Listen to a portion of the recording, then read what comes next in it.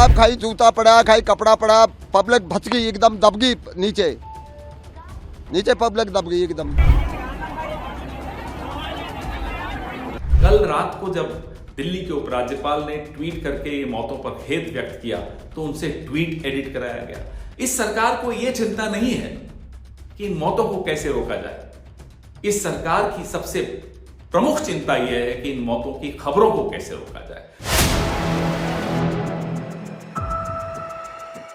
Delhi railway station भगदड़ हादसे में 18 लोगों की मौत, कुली ने खोल दी बीजेपी सरकार की बड़ी पोल।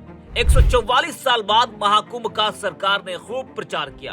अलग अलग राज्यों की सरकारों ने भी जमकर प्रचार प्रसार किया ताकि उन राज्यों के लोग महाकुंभ जा सके, स्नान कर सके। लेकिन सवाल ये उठता है कि क्या सरकार ने उस हिसाब से इंतजाम भी किए थे? कुछ लोग कह रहे हैं कि नहीं, तो कुछ लोग कह रहे हैं कि सारे इंतजाम किए गए थे। बीजेपी तो लगातार यही कह रही कि योगी जी ने बेहतर इंतजाम किया। रेलवे ने श्रद्धालुओं की सुविधा के लिए ट्रेनें बढ़ाई। अगर सरकार ने, रेलवे ने इतने ही बढ़िया इंतजाम किए तो ये भगदड़ क्यों मच रही है? जाम में लोग बुरा क्यों फंसे हुए हैं? उनको वापस क्यों भेजा गया? उनसे कहा गया कि भीड़ बहुत है, आप लोग लौट जाएं। कुछ ये सब देखने को मिला इस बार महाकुंभ में। बीते दिनों महाकुंभ में भगदड़ में 30 से ज्यादा लोग मरे थे। अभी वो जख्म भरा भी नहीं था कि दिल्ली में भी महाकुंभ जाने के लिए रेलवे स्टेशन पर भीड़ इतनी उमड़ी कि भगदड़ मच गई और सरकारी आंकड़ों के मुताबिक 18 लोगों की मौत हुई है। यह आंकड़ा सरकारी है। जिसने अभी वो मंजर देखा वो दहल गया। जी हाँ, बता दें कि प्रयागराज की ट्रेन पकड़ने के लिए नई दिल्ली रेलवे स्टेशन पर यात्रियों की उमड़ी भारी भीड़ की वजह से भगदड़ मच गई। इससे 18 लोगों की मौत हो गई। शनिवार रात करीब 10 बजे मची भगदड़ में कई लोग घायल हो गए, जिन्हें अस्पताल में भर्ती कराया गया। शनिवार रविवार की छुट्टी के चलते महाकुंभ में जाने के लिए हजारों श्रद्धालुओं की भीड़ पहुंचने से स्टेशन पर अफरा तफरी मच गई। भीड़ को काबू करने के लिए पर्याप्त अमला न होने से हालात बेकाबू हो गए। भीड़ एक दूसरे पर चढ़ने लगी। वहीं रेलवे ने हादसे की उच्च स्तरीय जांच के आदेश दिए हैं। एनडीआरएफ की टीम भी राहत के लिए स्टेशन पहुंची। रेल मंत्री अश्विनी वैष्णव और पीएम मोदी समेत विपक्ष के तमाम नेताओं ने हादसे पर दुख जताया। जानकारी के मुताबिक प्लेटफॉर्म नंबर 12 पर शिव गंगा एक्सप्रेस जा रही थी। गाड़ी के जाते ही सारी भीड़ प्लेटफॉर्म 14-15 पर आ गई। प्रयागराज की ज्यादातर ट्रेनें यही से जा रही हैं। प्लेटफॉर्म भीड़ संभाल नहीं पाया और भगदड़ मच गई। भीड़ एस्केलेटर और स्टेशन के दरवाजों की ओर भागी। इससे ओवरब्रिज व सीढ़ियों पर भीड़ बढ़ गई। वहीं रेलवे प्रशासन का कहना है कि प्लेटफॉर्म नंबर 14 पर प्रयागराज एक्सप्रेस खड़ी थी, वहां भारी भीड़ जुटी थी। स्वतंत्रता सेनानी एक्सप्रेस और भुवनेश्वर राजधानी एक्सप्रेस भी देरी से चल रही थी। उसके यात्री प्लेटफॉर्म नंबर 12, 13 और 14 पर मौजूद थे। लोगों की भीड़ अधिक थी। यात्रियों ने बताया कि जब भगदड़ मची तो लोग एक दूसरे के ऊपर चढ़ गए थे। स्टेशन पर हालात बेकाबू होने से भगदड़ और मौतों के बाद भी रेल अफसर घर से बाहर नहीं निकले थे, बल्कि हादसे को अफवाह बताते रहे।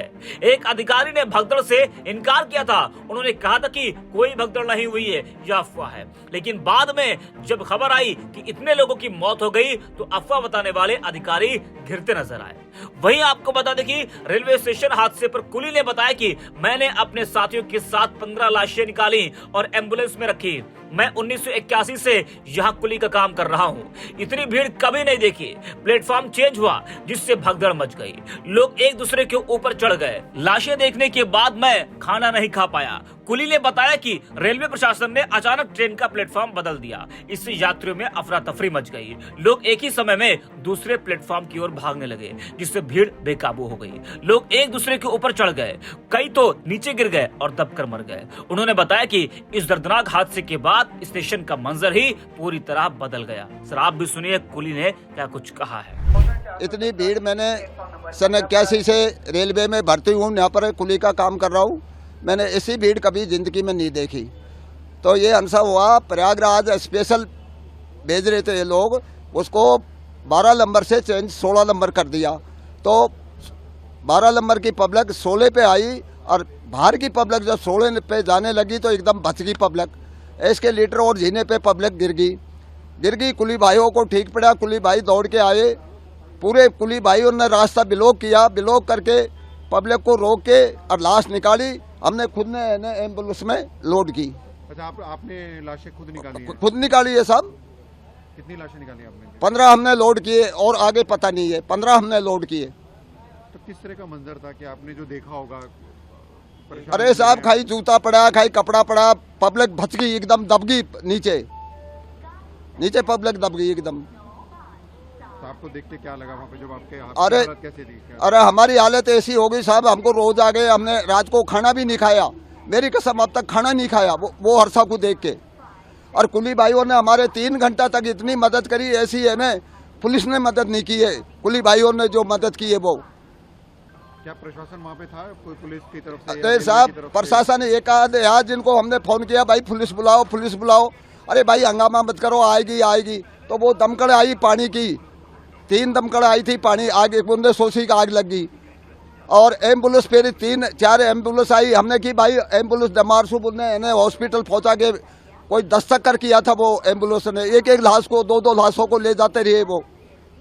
ये घटना हमने देखी है साहब। तो सुना आपने। वहीं आपको बता दें कि इस हादसे पर विपक्ष सरकार को भी जमकर घेर रहा है।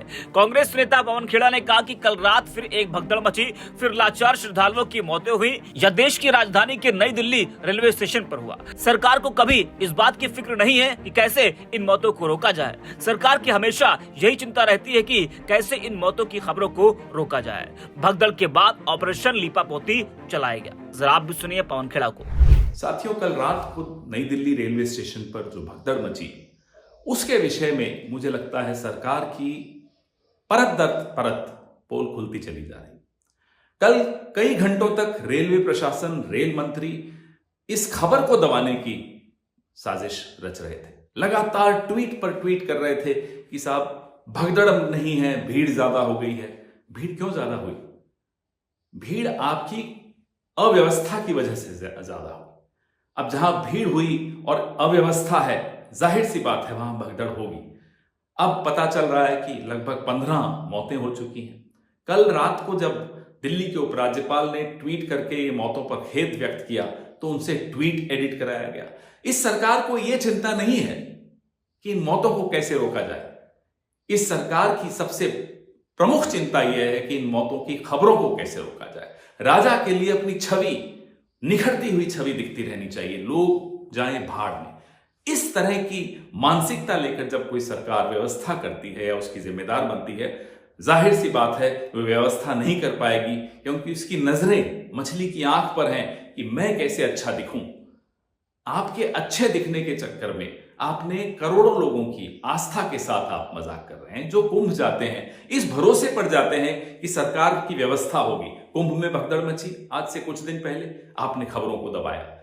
कल रेल मंत्री जिस तरह से दबा रहे थे वो सबके सामने है। और 13-14 घंटे हो गए इस भगदड़ को, अभी तक कोई नंबर नहीं जारी किया, फोन नंबर जिससे कोई परिजन फोन कर सके, पता लगा सके। कुछ लोग लापता हैं, कहां हैं वो, किस अस्पताल में हैं, कुछ खबर नहीं। कल हमारे पत्रकार मित्र बता रहे हैं कि किस तरह से प्लेटफॉर्म को बंद करके सफाई का अभियान चालू हुआ, कि कैसे कोई सबूत, कोई अवशेष न रह जाए जिससे भगदड़ की और डिटेल्स लोगों को मिल सके। हम यह मांग करते हैं कि सारी सीसीटीवी फुटेज, क्या सीसीटीवी बंद था, सारी सीसीटीवी फुटेज उस वक्त की 9:50 से 11, साढ़े 11, 12 बजे रात की सीसीटीवी फुटेज जारी की जाए। क्या हुआ? जो अनाउंसमेंट्स हो रही थी, यात्री बता रहे हैं कि अनाउंसमेंट्स में बहुत कंफ्यूजन था, कौन से प्लेटफॉर्म नंबर पे कौन सी गाड़ी आएगी, इसमें आप लोगों ने कंफ्यूजन किया। आप व्यवस्था नहीं सुचारू कर सकते, देश की राजधानी में व्यवस्था नहीं सुचारू कर सकते। किस तरह की आप बातें करते हैं, धार्मिक बातें करते हैं, और धर्म का एक इतना बड़ा आयोजन हो रहा है, उसमें आप व्यवस्था नहीं कर पाते। इससे बड़ा धोखा क्या हो सकता है? ये लाचार बेबस लोगों की मौतें तो हुई हैं, लेकिन लोगों के मन में जो एक अपने सरकार, अपने राजा के प्रति भरोसा होता है, ये मौत उस भरोसे की हुई है, और ये मौत बार बार हो रही है। सरकार से हम ये मांग करते हैं कि जवाबदेही फिक्स करे, जिम्मेदारी फिक्स करे। ये बार बार आंख मूंद लेने से घटना की हकीकत को छिपाया या दबाया नहीं जा सकता।